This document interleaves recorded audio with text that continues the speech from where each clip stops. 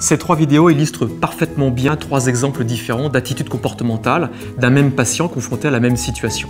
Dans la première vidéo, on voit ce patient qui arrive aux urgences et qui est tout de suite dans une attitude relativement agressive, qui s'énerve, qui commence à élever la voix, qui élève le ton face à l'infirmier ou l'infirmière de tri.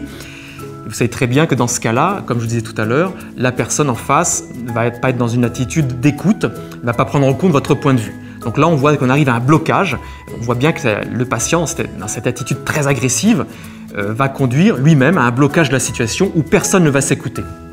Dans le deuxième exemple, on voit un petit peu l'inverse. On voit le patient très effacé, qui a du mal un petit peu à s'affirmer.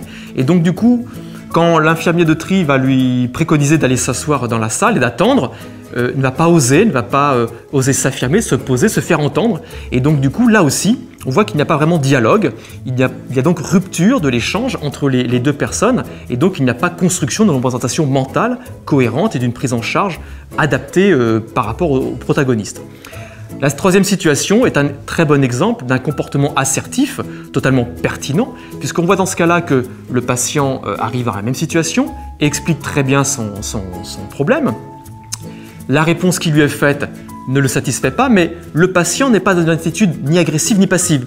Il va dire « oui, je comprends, c'est-à-dire je vous entends, j'ai bien pris en compte votre point de vue, mais moi aussi, prenez en compte mon point de vue. » Et donc là, ce patient-là, dans cette troisième situation, va pouvoir expliquer vraiment ce qu'il amène ici. Puis aussi, vous avez vu utiliser des termes et un vocabulaire qui démontrent au personnel soignant qui est en face de lui que lui-même connaît très bien sa pathologie, connaît très bien sa maladie et qu'il n'est pas du tout dans une attitude agressive ou alarmiste, mais qu'il est prêt à prendre son temps à condition que le temps ne soit pas quand même trop long pour la prise en charge de sa pathologie, de son accident.